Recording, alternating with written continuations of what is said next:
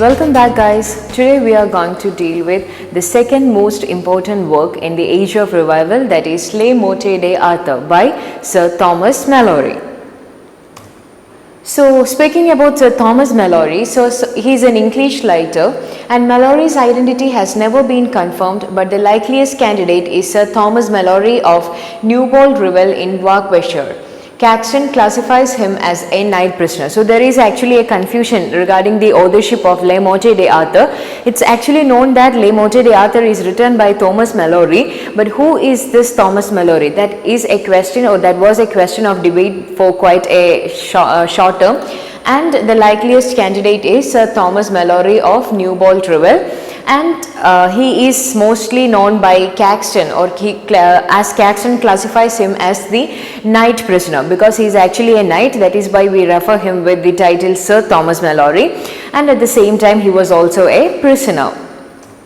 And about the work Les Mottes d'Arthur, the title means death of an author, death of Arthur. So Les Mottes d'Arthur, the title means death of Arthur. It is very important. Les Mottes d'Arthur, the title means death of Arthur.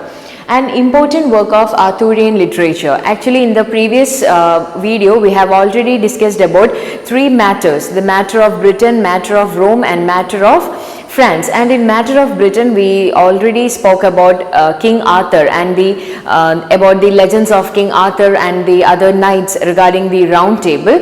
So this is actually Les Mottes d'Arthur is actually a very important work of Arthurian literature, and it is published in 1485 by William Caxton. The year is important and the publisher is also important. Les Mottes d'Arthur is published in the year 1485 and by William Caxton. That is why William Caxton classifies Thomas Malory as the knight prisoner. Okay. And the full title of Les Mottes d'Arthur is, this is the translated title: The Whole Book of King Arthur and the Noble Knights of the Round Table. This is the first title, The Whole Book of King Arthur and the Noble Knights of the Round Table.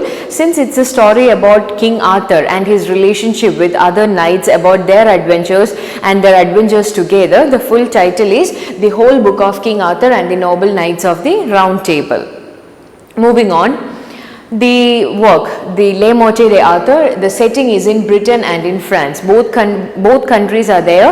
It is set in both Britain and in France, and it speaks about the rise and fall of King Arthur. Okay, so when we take the work Les Mottes d'Arthur, we could see that it begins with the birth of Arthur and it ends with the death of Arthur. So throughout the book you could see the birth of Arthur, the growth of Arthur, the development of Arthur, Arthur being a king, and finally the death of Arthur.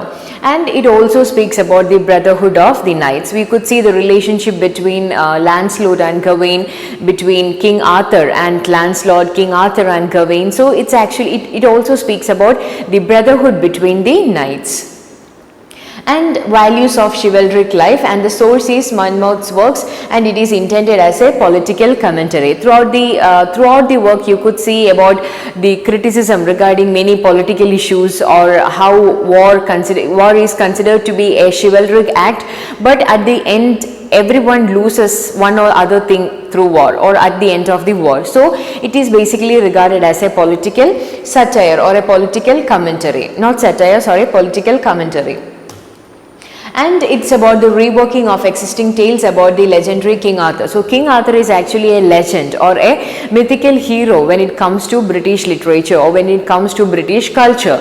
So it speaks about, or it's actually a retelling about the already developed, or about the already known stories of King Arthur, Guinevere and Lancelot, Merlin and the Knights of the Round Table. So these terms might be quite familiar with the modern generation, since you could see there are many series regarding the Arthurian legends, and it is actually during the time of War of the Roses. Okay, so that is also very important. It is during the time of the War of Roses, and the book can be divided into 8 romances and 21 books. The book is divided into 21 books which tells the story of 8 romances. Okay.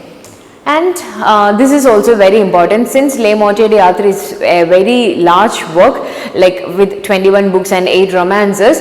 It is impossible for you to learn each and every story, but questions can be asked from the background, or questions can be asked from the context of the text. And this is also very important. Which are the works inspired by Le Morte d'Arthur? The most important work which is inspired from Thomas Malory's Le Morte d'Arthur is Alfred Lord Tennyson's Idylls of the King.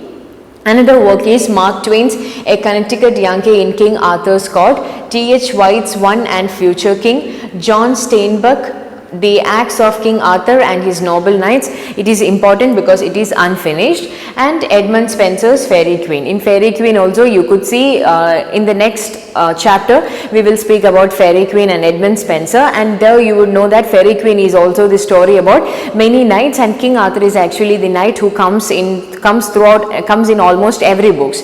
And therefore these are the works that is inspired by Le Morte d'Arthur. I will repeat: Alfred Lord Tennyson's Idylls of the King, Mark Twain's A Connecticut Yankee in King Arthur's Court, T.H. White's One and Future King, John Steinbeck, The Acts of King Arthur and His Noble Knights, and Edmund Spenser's Fairy Queen.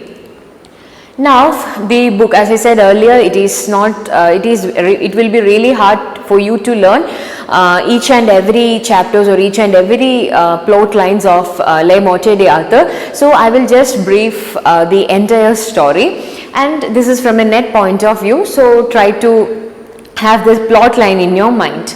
And the first chapter is about the birth and rise of King Arthur. Arthur is born to Uther Pendragon and Igraine, and then taken by Sir Ector and Merlin. So Arthur is actually an illegitimate child, or the child born out of wedlock, and therefore he was taken by Sir Ector and Merlin. Merlin is the wizard who later acts as the central, or acts as a counselor to King Arthur, and to be fostered in the country. And Arthur, he becomes the king when he pulled the enchanted sword, and the sword's name is Excalibur. It is very important, the sword's name is Excalibur. The Excalibur is actually something is stuck in a stone, stuck in a rock, and the prophecy is that whoever takes the sword from the rock could be the king. And just like that, Arthur becomes the king when he pulls the enchanted sword Excalibur from the rock. And then Arthur becomes the king, and Arthur marries Guinevere. Guinevere is also very important because she is actually you could say a flaw in the work, and inherits the Round Table. Round Table actually belongs to his father, but which already had 100 knights, and after the death of his father, when Arthur becomes the king, he inherits the Round Table, and he has 12 knights. And Arthur goes on to win many battles against rivals and rebels due to his military power and the prophetic and magical counsel of Merlin. So Merlin, she really acted as a very great counselor, and since she is a wizard, she know where Arthur should fight, when Arthur shouldn't fight, and therefore with the support of Merlin and with the support of the knights, with the power, Arthur he started his journey of victory, and later with the help of the Knights of the Round Table, he became an unbreakable sword. And one main important turning point in Arthur's life is actually Arthur's war against Romans. Romans were considered to be the perfect power, or Romans were considered to be the supreme power, and when Arthur won the war against the Romans, he became the unquestionable power over the Europe, and Emperor Lucius of Rome demands tribute from him, and Arthur had a great victory over Lucius and his allies and returned back to Britain.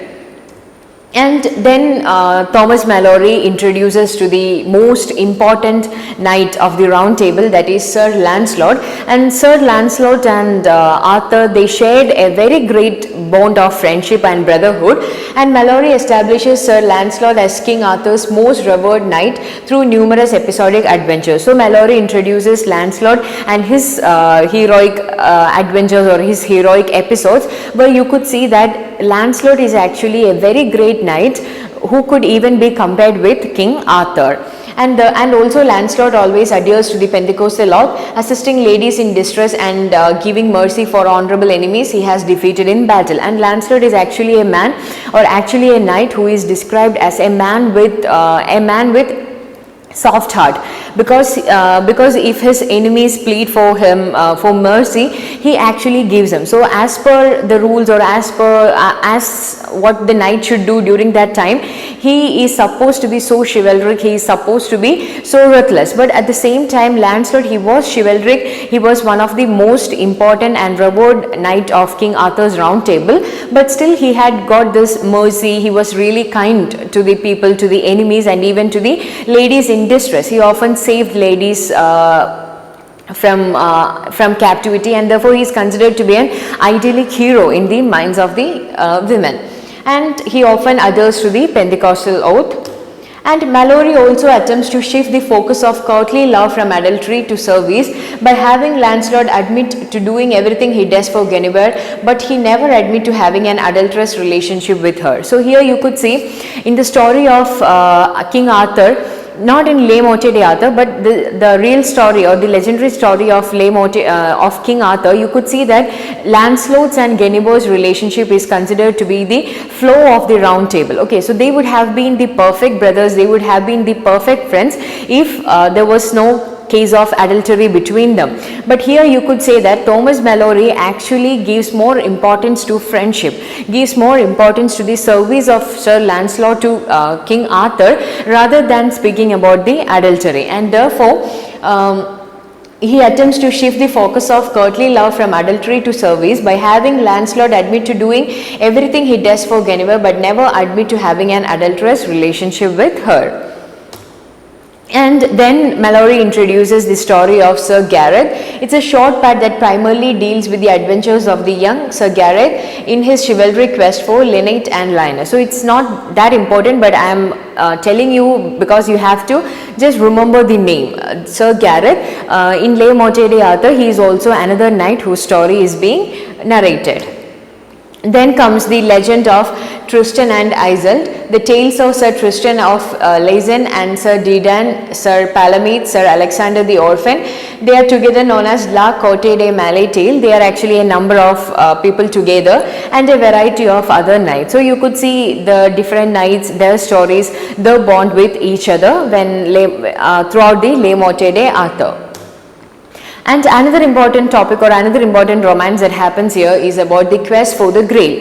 In T.S. Eliot's The Wasteland, you could see Grail, or Grail is actually very much important. The Grail, or the Fisher King, is actually a myth that revolves around eternal beauty or immortality, and therefore that is also described, or that is also narrated in Les Morte d'Arthur.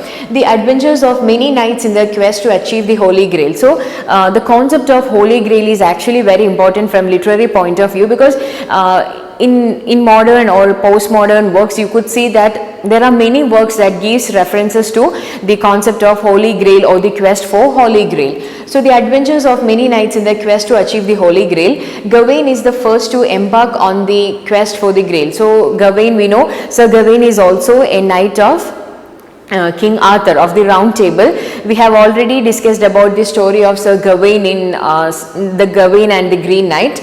And other knights like Lancelot, Percival and Bors likewise undergo the quest, eventually achieved by Galahad. Okay, so the one who achieved the quest for Grail, quest for the Holy Grail, is the knight Galahad. Everyone, including Lancelot, Percival and Bors, all actually tried to have the Grail, but it is actually achieved by Galahad. And another important thing is that Gawain is the first one to embark on the quest to Holy Grail, quest for the Grail. And what is this Holy Grail? Holy Grail is actually a treasure that serves as an important motif in Arthurian literature. Okay, if you search for an image for the Holy Grail, you could see an image like a cup. Okay, so it's actually a treasure that serves as an important motif in Arthurian literature. Different traditions describe it as a cup, dish or stone with miraculous powers that provide happiness. Okay, if you drink from that cup, if you drink from the Holy Grail, you will be blessed with, or you will be abundantly provided with happiness, with eternal youth, or like everything you get, means every happy things or every good things will be in abundance. So even if it is your age, or even if it is your life, whatever be it, it will be in abundance. So that is why people often go in search for Holy Grail, and it is in the custody of the Fisher King. And now moving on to the real plot of Les Mottes d'Arthur, then comes the affair between Sir Lancelot and Guinevere, and a knight named Meleagrance kidnapped Guinevere, but Lancelot saves her. So there is actually a relationship between, an adulterous relationship between Guinevere and Lancelot, but it is not that evident until the knight named Meleagrance kidnapped Guinevere, but Lancelot saves him. Lancelot saves him and the affair becomes public. And there is another knight called Agravain, and he is jealous of Lancelot. He is very jealous of Lancelot, and he decides to make the news reach to King Arthur. So King Arthur, he blindly trusts his wife, he blindly trusts his friend, and therefore even if the entire country knows about the affair, King Arthur never seems to be bothered by it, and Agravain, he decides to let King Arthur know about the affair. He proves it to Arthur by surrounding Guinevere and Lancelot when they are in bed one night. So when Lancelot and Guinevere were together, this night he proved to Arthur that they are together, and Lancelot, he manages to ride in. So then Arthur, he had got no other options rather than to arrest them, and Lancelot, he manages to ride in, and Lancelot, he actually eloped, and Guinevere was taken into prison. She was forced to be executed. I mean, not forced to be executed, she was under trial and she was decided to be executed. And Lancelot, he manages to save Guinevere because he often has this guilty feeling that he is responsible for. Since he is the friend of King Arthur, he should be the one who should move away from such affairs, and he believes himself to be responsible for the after consequences that Guinevere has to face. And Lancelot manages to save Guinevere, and she is burned at the stake, though in mayhem he accidentally kills the brothers of Gawain. But what happened here is that until now the situation was under control, but when Lancelot tried to save Guinevere, he had to kill two brothers of Sir Gawain. Okay, and Sir Gawain and Lancelot, they shared a very brotherly bond, and this actually ignited the anger of Sir Gawain. So till that time Sir Gawain never bothered to come between the family matters of King Arthur or Sir Lancelot, but when his brothers were killed, Sir Gawain was extremely agitated and he decided to kill Lancelot. He decided to take revenge for his brothers. Gawain swears to destroy Lancelot, and it destroyed the bond of the Round Table. So when the bond between Sir Lancelot and King Arthur and King Gawain was shattered, it actually shattered the entire brotherhood of the Round Table, because it was from the side of Lancelot, he accidentally killed the brothers of Gawain. So he was extremely pricked with guilty, and he never wanted such things to happen. So he felt extremely guilty for his actions, and Gawain felt extremely angry because he couldn't save his brothers, and his brothers were killed by his best friend. And Arthur, he doesn't want to fight Lancelot because Arthur considered him to be the best friend.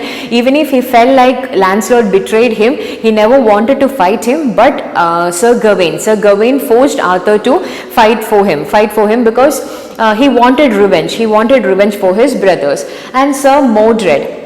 Okay, at this time, Malory introduces another character, that is Sir Modred. Sir Modred is Arthur's illegitimate son.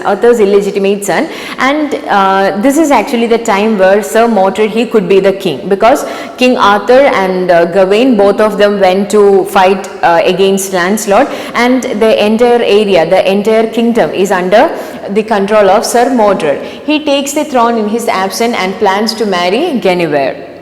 And Gawain is mortally wounded, and on his deathbed tells Arthur he forgives Lancelot and is sorry for ever starting the war. So there was actually a war happening there, and in that war Gawain is mortally wounded, and when he was in deathbed, he actually felt regret, or he actually felt guilty for igniting the war, because he is also a reason for this war, and he wanted Arthur to forgive him, and he wanted Lancelot to forgive him, and he also forgives Lancelot, and he felt so sorry to start the war. And he writes a letter to Lancelot showing that he forgives him, and asks to make peace with King Arthur. And Arthur, he returned back to fight his son, and he kills him. So there happens another fight, and Sir Gawain, he dies, and King Arthur, rather than fighting with Lancelot, he had to return back, because here his son had taken over his kingdom. So he had to return back, and when he returned back, his son, he also doesn't want to leave the kingdom, and he decides for a war, and both got engaged in a very brutal war, killing each other. Actually, Arthur killed his son, and but he himself became mortally wounded, and he was in deathbed. Arthur also gets mortally wounded, making Lancelot and Guinevere regret for their decision. So when Lancelot and Guinevere, they got to know about the news, they felt extremely guilty, they felt extremely remorse, because they are actually the sole reasons for all the problems of King Arthur. So King Arthur was a very successful ruler,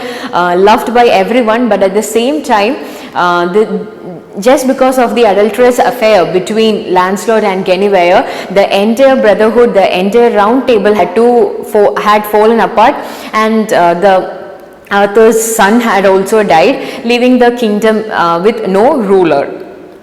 And Guinevere, she retires to a nunnery, taking promise from Lancelot never to see her face again. So Lancelot and Guinevere, they met for the final time, and Guinevere takes a promise from Lancelot that they will never meet again, because they feel like it is their responsibility, or it is their mistake. They are responsible for the entire happenings that happened in Britain. And Lancelot and many other knights moved to a hermitage, repenting for the battle. So by this time, the entire people, the entire knights have got tired of all the battles, of all the wars, of all the deaths, of all the losses, and they decided to go to a hermitage. They decided to leave their materialistic or the earthly chivalric values and other things, and they decided to go for meditation. And in the hermitage, Lancelot, after 2 weeks, he got a vision like Guinevere was going to die, and he wanted to see her face for the last time, and he goes to meet her, but just before Lancelot could meet Guinevere, she dies, and Lancelot buries Guinevere near Arthur's grave when he hears about her death and returns to the life of hermit. So just as he promised, he never saw the face of Guinevere again, but he buried them together. And 6 weeks after the death of Guinevere, Lancelot dies, and many of Arthur's knights leave the kingdom and live elsewhere as holy men. Others go to the Holy Land and fight against the heathens and die on a Good Friday. So this is actually the story of Le Morte d'Arthur, and these are some important points that you have to keep in your mind when you deal with Le Morte d'Arthur. That is, Merlin designed the round table where over 100 knights could be seated. Okay, and Arthur's round table has 12 knights who took the Pentecostal oath, and Arthur, Lancelot and Gawain are the major fighters. Okay, so the most heroic fighters are Sir Arthur, Lancelot and Gawain, but in the story you could see other knights, their adventures, their fights and all, but these three are the important knights, and the story revolves around the relationship between them and also Guinevere. Okay, so that is all about the story of Le Morte d'Arthur. So keep this in your mind. Le Morte d'Arthur is an important work written by Thomas Malory. Thomas Malory was awarded knighthood, but at the same time he was in prison. Okay, he wrote the work when he was in prison, and what is irony is that he wrote about chivalric values, he wrote about virtues and other good things. At the same time he was imprisoned. Okay, at the same time he was imprisoned for his misdeeds. So that is the ironic fact regarding Le Morte d'Arthur and Thomas Malory. And have this in your, and keep in your mind the important characters like King Arthur, Lancelot, Gawain, Guinevere, and the plot line. Okay, so that is all about Sir Le Morte d'Arthur, and in the next video we will deal with the previous questions asked from Le Morte d'Arthur, Utopia, and also from Age of Revival. Thank you.